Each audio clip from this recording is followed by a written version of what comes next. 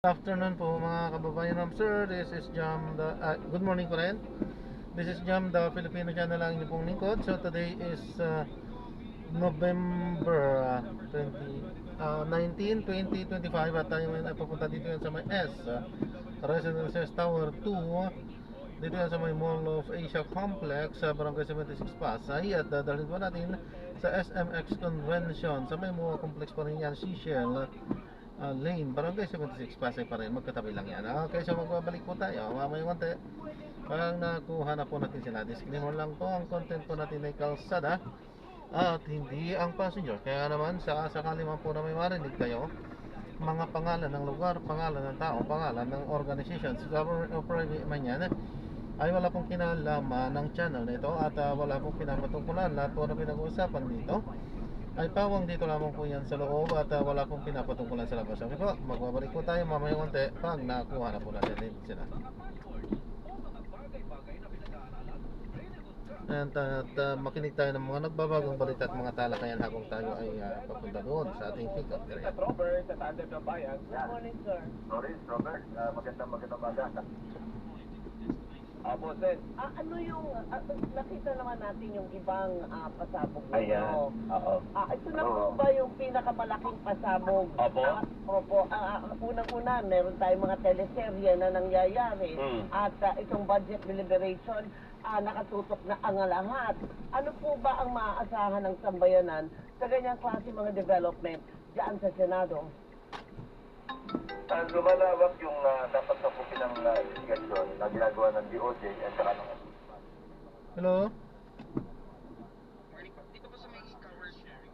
Good morning po. Tower 2? Bandara ng konti. Sige pa. Apo.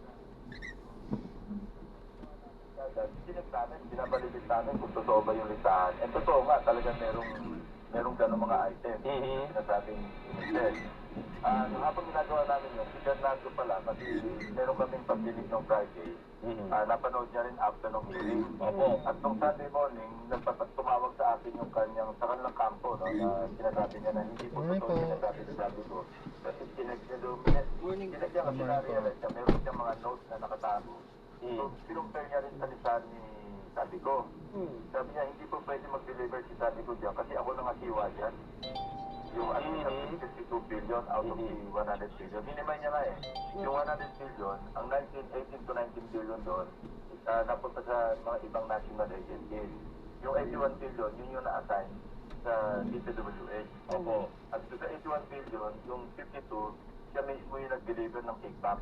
Kasi siya yung nangasiwa, siya kausap ni na Ulaybar dyan. Opo. At nag-deliver siya diretso kay Yusip Ulaybar. Ayun. Opo. Pero yan po ba ay tatanggapin na lang natin at face value? Hook, line, and sinker, sige, yan ang sinabi niya. Siyempre hindi. May mga circumstantial na evidence like yung listahan na pinakita ni Santiago.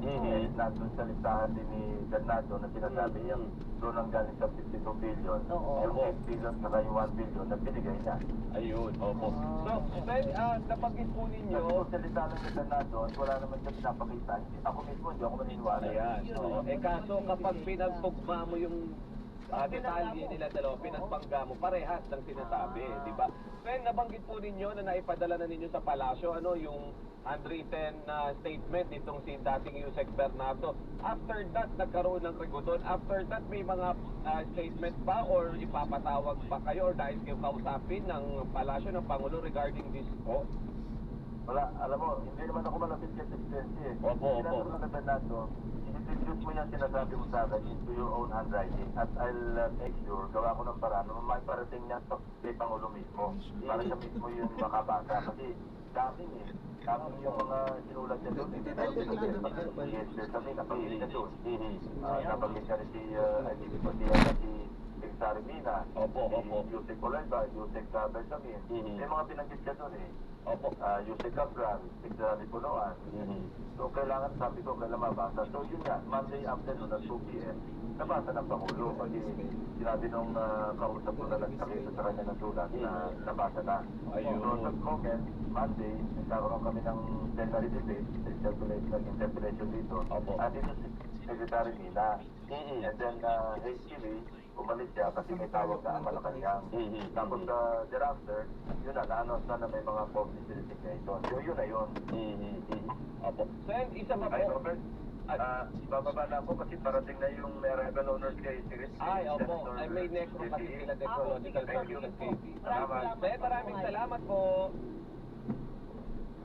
At yung pinagbigyan tayo, Ayan. Robert. Actually, pababa na talaga siya. Oo. Sabi ko, "Sir, please naman po." Ay, siya kasi tayo, malakas din. Sabi ko, shorty lang po. O sige, bago daw siya bumaba. At Eh, mabait kumpara din natin ako. yan. Magkakaroon po kasi ang Senado ngayong araw ng Necrological Services para po sa yumaong dating Senate President. So, dinala doon. Dadalhin siya doon, papunta ngayon, former Senate President Juan Ponce. Okay. Tradition po yan. Oo, tradition po yan sa Senado.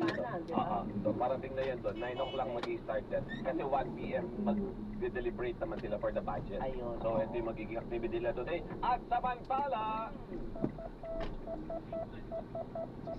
Yan tayo, no?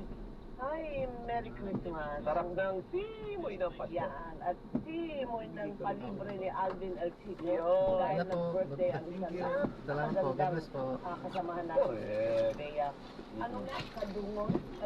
Katunggan. Silang dalawa ni nag-birthday, magkasunod. Ito, ni Sunshine. Oo.